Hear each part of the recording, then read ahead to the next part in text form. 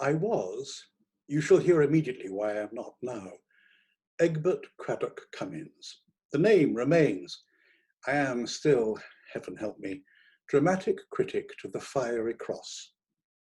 What I shall be in a little while I do not know. I write in great trouble and confusion of mind. I will do what I can to make myself clear in the face of terrible difficulties. You must bear with me a little. When a man is rapidly losing his own identity, he naturally finds a difficulty in expressing himself. I will make it perfectly plain in a minute, when once I get a grip upon the story. Now, let me see, where am I? I wish I knew. I have it, dead self. Egbert Craddock Cummins. In the past, I should have disliked writing anything quite so full of I as this story must be. It is full of eyes before and behind, like the beast in Revelation, the one with a head like a calf, I'm afraid. But my tastes have changed since I became a dramatic critic and studied the masters, GRS, GBS, GAS, and others. Everything has changed since then.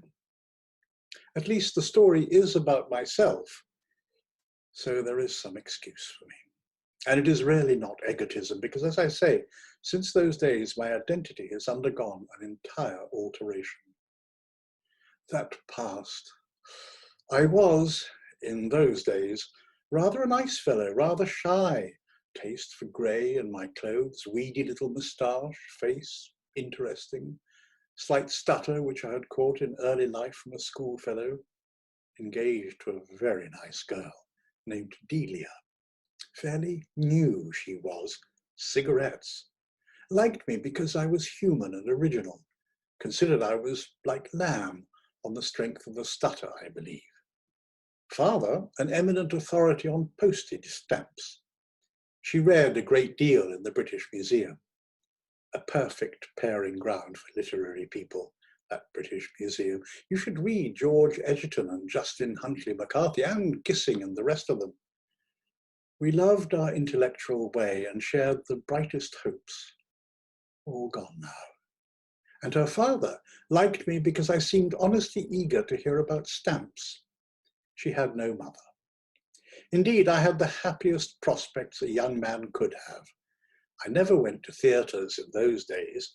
My Aunt Charlotte, before she died, had told me not to. Then Barnaby, the editor of the Fiery Cross, made me, in spite of my spasmodic efforts to escape, dramatic critic. He is a fine, healthy man, Barnaby, with an enormous head of frizzy black hair and a convincing manner. And he caught me on the staircase going to see Wembley. He had been dining and was more than usually buoyant. "Hello, Cummins," he said, "the very man I want." He caught me by the shoulder or collar or something, ran me up the little passage, and flung me over the wastepaper basket into the armchair in his office. "Pray be seated," he said, as he did so. Then he ran across the room and came back with some pink and yellow tickets and pushed them into my hand. "Opera Comique," he said, "Thursday. Friday, the Surrey. Saturday, the Frivolity. That's all, I think." "But," I began. "Glad you're free," he said, snatching some proofs off the desk and beginning to read. I don't quite understand," I said. "Hey," he said at the top of his voice, as though he thought I had gone and was startled at my remark. "Do you want me to criticize these plays?" "I'll do something with them. Did you think it was a treat?" "But I can't." "Did you call me a fool?" "Well, I've never been to the theatre in my life." "Ah, virgin soil."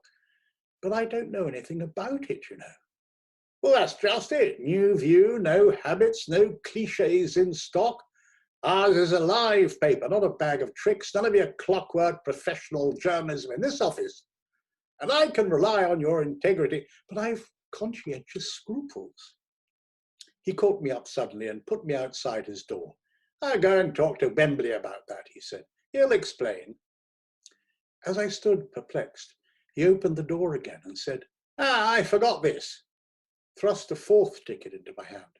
It was for that night in 20 minutes' time, and slammed the door upon me. His expression was quite calm, but I caught his eye. I hate arguments.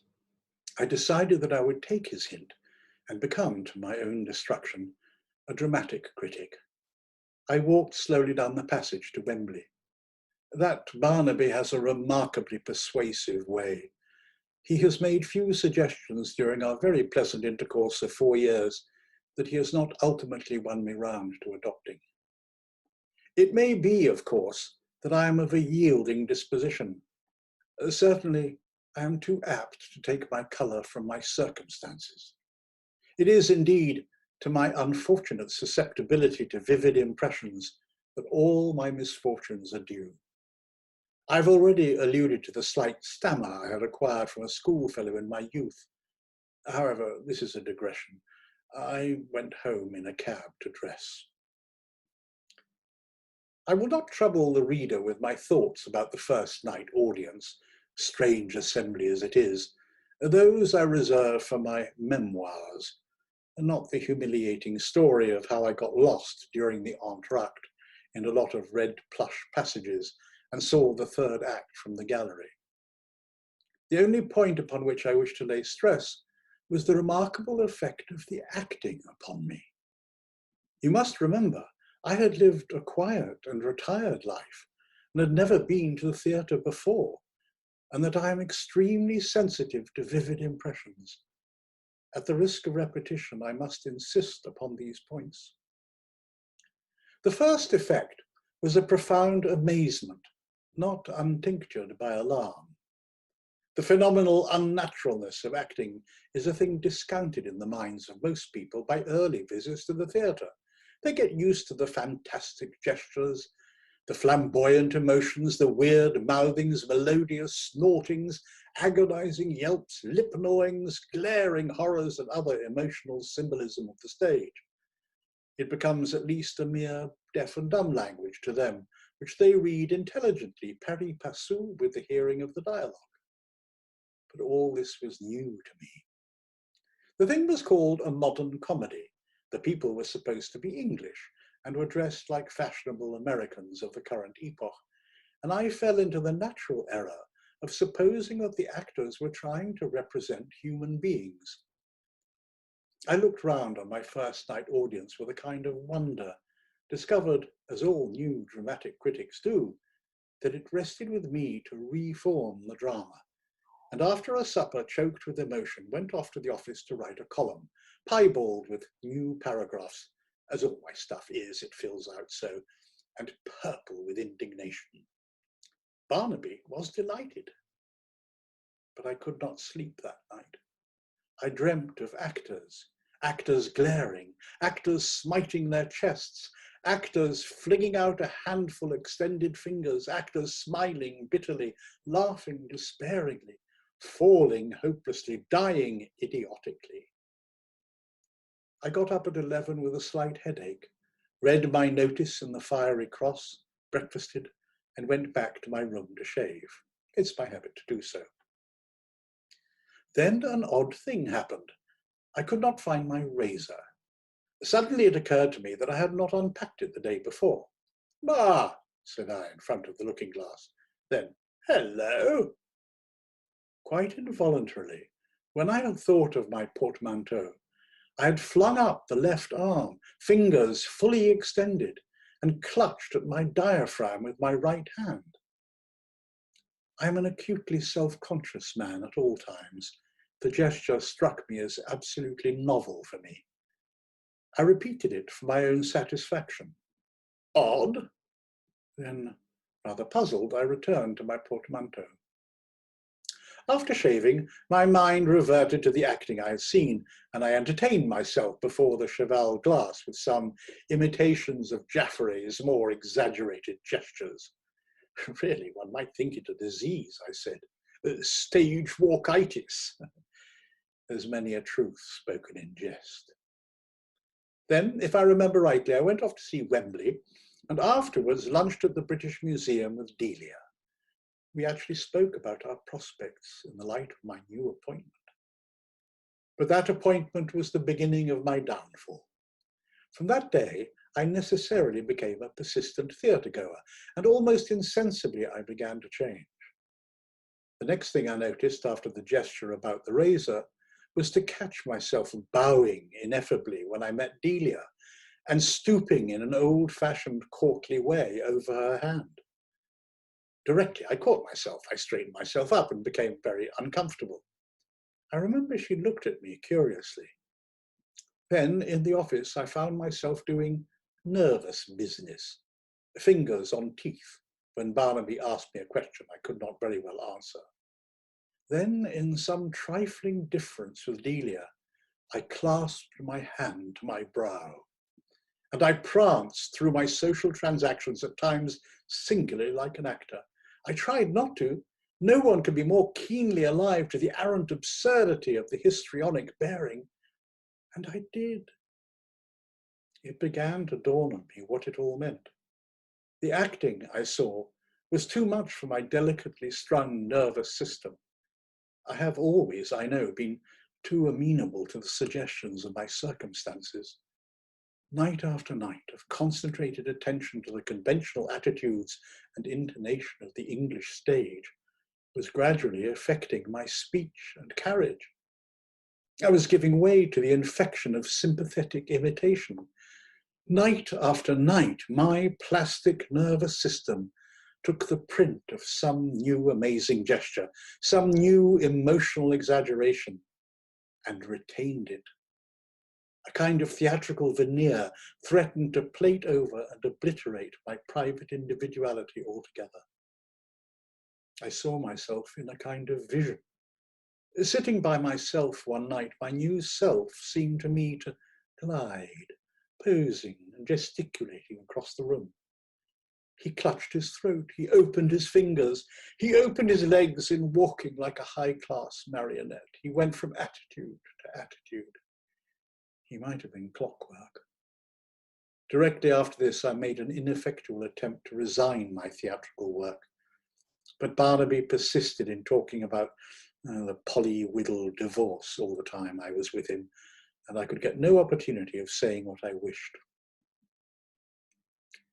And then Delia's manner began to change towards me. The ease of our intercourse vanished. I felt she was learning to dislike me. I grinned and capered and scowled and posed at her in 1,000 ways, and knew with what a voiceless agony that I did it all the time. I tried to resign again, and Barnaby talked about X and Z and Y in the new review, and gave me a strong cigar to smoke, and so routed me. And then I walked up the Assyrian gallery in the manner of Irving to meet Delia, and so precipitated the crisis. "Ah, dear," I said, with more sprightliness and emotion in my voice than had ever been in all my life, before I became, to my own undoing, a dramatic critic. She held out her hand rather coldly, scrutinizing my face as she did so. I prepared, with a new won grace, to walk by her side. "Egbert," she said, standing still and thought, and she looked at me. I said nothing. I felt what was coming. I tried to be the old Egbert Craddock Cummins of shambling gait and stammering sincerity, whom she loved. But I felt even as I did so that I was a new thing, a thing of surging emotions and mysterious fixity, like no human being that ever lived, except upon the stage. "Egbert," she said, "you are not yourself." "Ah!" Involuntarily I clutched my diaphragm and averted my head, as is the way with them. "There," she said. "What do you mean?" I said, whispering in vocal italics. You know how they do it. Turning on her, perplexity on face, right hand down, left on brow.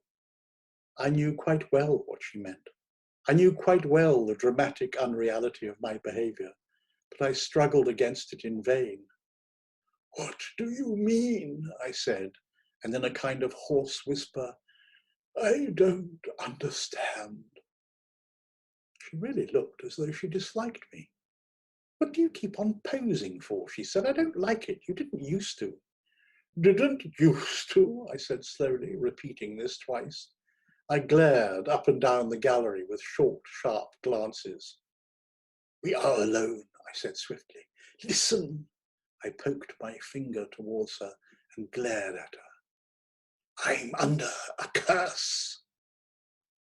I saw her hands tighten upon her sunshade. You are under some bad influence or other, said Delia. You should give it up. I never knew anyone change as you have done. Oh, Delia, I said, lapsing into the pathetic. Pity me. Oh, Delia, pity me. She eyed me critically. Why do you keep playing the fool like this? I don't know, she said. Anyhow, I really cannot go about with a man who behaves as you do. You made us both ridiculous on Wednesday. Frankly, I dislike you as you are now. I met you here to tell you so, as it's about the only place where we can be sure of being alone together. Delia, said I with intensity, knuckles of clenched hands white. You don't mean. I do, said Delia. A woman's lot is sad enough at the best of times, but with you, I clapped my hand to my brow. So, goodbye, said Delia without emotion. Oh, Delia, I said, not this. Goodbye, Mr. Cummins, she said. By a violent effort, I controlled myself and touched her hand. I tried to say some word of explanation to her. She looked into my working face and winced. I must do it, she said hopelessly. Then she turned from me and began walking rapidly down the gallery. Oh, heavens, how the human agony cried within me. I loved Delia, but nothing found expression. I was already too deeply crusted with my acquired self. Goodbye, I said at last, watching her retreating figure. How I hated myself for doing it. After she had vanished, I repeated in a dreamy way, Goodbye, looking hopelessly around me. Then, with a kind of heartbroken cry, I shook my clenched fists in the air, staggered to the pedestal of a winged figure, buried my face in my arms, and made my shoulders heave. Something within me said ass as I did so. I had the greatest difficulty in persuading the museum policeman, who was attracted by my cry of agony, that I was not intoxicated, but merely suffering from a transient indisposition. But even this great sorrow has not availed to save me from my fate. I see it. Everyone sees it. I grow more theatrical every day. And no one can be more painfully aware of the pungent silliness of theatrical ways. The quiet, nervous, but pleasing E.C. Cummins vanishes. I cannot save him. I'm driven like a dead leaf before the winds of March. My tailor even enters into the spirit of my disorder. He has a peculiar sense of what is fitting. I tried to get a dull grey suit from him this spring, and he foisted a brilliant blue upon me, and I see he has put braid down the sides of my new dress trousers. My hairdresser insists upon giving me a wave. I'm beginning to associate with actors. I detest them, but it is only in their company that I feel I'm not glaringly conspicuous. Their talk infects me. I notice a growing tendency to dramatic brevity, to dashes and pauses in my style, to a punctuation of bows and attitudes. Barnaby has remarked it too. I offended Wembley by calling him dear boy yesterday. I dread the end, but cannot escape from it. The fact is, I am being obliterated. Living a grey, retired life all my youth, I came to the theatre a delicate sketch of a man, a thing of tints and faint lines. Their gorgeous colouring has effaced me altogether. People forget how much mode of expression, method of movement are a matter of contagion. I have heard of stage-struck people before and thought it a figure of speech. I spoke of it jestingly as a disease. It is no jest. It is a disease, and I have got it bad. Deep down within me, I protest against the wrong done to my personality, unavailingly. For 3 hours or more a week, I have to go and concentrate my attention on some fresh play, and the suggestions of the drama strengthen their awful hold upon me. My manners grow so flamboyant, my passions so professional, that I doubt, as I said at the outset, whether it is really myself that behaves in such a manner. I feel merely the core of this dramatic casing that grows thicker and presses upon me and mine. I feel like King John's abbot in his cope of lead. I doubt indeed whether I should not abandon the struggle altogether, leave this sad world of ordinary life for which I am so ill-fitted, abandon the name of Cummins for some professional pseudonym, complete my self-effacement and, a thing of tricks and tatters, of posing and pretense, go upon the stage. It seems my only resort, to hold the mirror up to nature. For in the ordinary life, I will confess, no one now seems to regard me as both sane and sober. Only upon the stage, I feel convinced, will people take me seriously. That will be the end of it. I know that will be the end of it. And yet, I will frankly confess, all that marks off your actor from your common man, I detest. I am still largely of my Aunt Charlotte's opinion that play acting is unworthy of a pure-minded man's attention, much more participation. Even now, I would resign my dramatic criticism and try a rest. Only I can't get hold of Barnaby. Letters of resignation he never notices. He says it is against the etiquette of journalism to write to your editor. And when I go to see him, he gives me another big cigar and some strong whiskey and soda. And then something always turns up to prevent my explanation.